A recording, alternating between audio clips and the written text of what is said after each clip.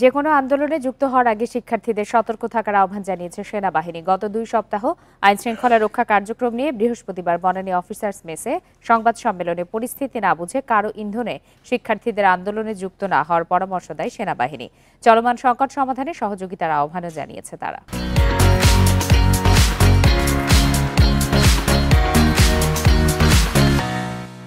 গুরুত্বপূর্ণ শিল্পাঞ্চলগুলোর ৫ আগস্ট সরকার পতনের পর আইন শৃঙ্খলা পরিস্থিতি নিয়ন্ত্রণে কাজ করে যাচ্ছে সেনাবাহিনী। সারা দেশে গত ২ সপ্তাহে সেনাবাহিনীর কার্যক্রম নিয়ে বনানী অফিসার্স মেসে এই সংবাদ সম্মেলন। সেখানে বিক্ষোভকারীদের সংখ্যা কি রকম ছিল? সংবাদ সম্মেলনে চলমান সংকট সমাধানে সেনাবাহিনীর কার্যক্রম তুলে ধরা হয়। এ সময় পরিস্থিতি না বুঝে কারো ইন্ধনে শিক্ষার্থীদের কোনো আন্দোলনে যুক্ত না হতে আহ্বান জানান কর্নেল ইন্তেখাব হায়দার খান। দেশের বিভিন্ন শিল্পাঞ্চলে ৪০টি অস্থিতিশীল পরিস্থিতি এবং ১৮টি সড়ক অবরোধ নিয়ন্ত্রণে সক্রিয় ভূমিকা রেখেছে। বিভিন্ন ধরনের অপরাধের সাথে সম্পৃক্ত মোট ১৩২৮ জনকে দেশের বিভিন্ন স্থান থেকে গ্রেফতার করা হয়েছে।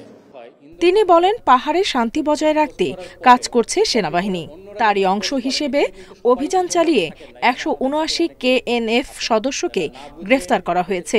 এসব অভিযানে নিহত হয়েছেন ৭ সেনা সদস্য। গত ২০ জুলাই ২০২৪ তারিখ থেকে অদ্যাবধি আইন শৃঙ্খলা রক্ষার দায়িত্ব পালনকালে সেনাবাহিনীর মোট ১২৩ জন সদস্য হতাহত হয়েছে।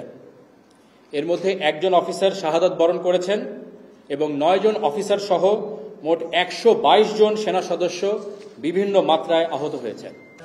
২ সপ্তাহে ২৪টি অবৈধ অস্ত্র, ৩৬৫ রাউন্ড গোলাবারুদ উদ্ধার করেছে সেনাবাহিনী। এছাড়া ২২৮ মাদক ব্যবসায়ী ও নানা ঘটনায় ১৩২৮ জনকে গ্রেফতার করা হয়েছে। ২০ জুলাই থেকে সেনাবাহিনীর ১২৩ জন আহত ও ১ কর্মকর্তা নিহত হয়েছে বলেও জানানো হয় সংবাদ সম্মেলনে। নুরসেলিনা শিউলি, ইন্ডিপেন্ডেন্ট নিউজ, ঢাকা।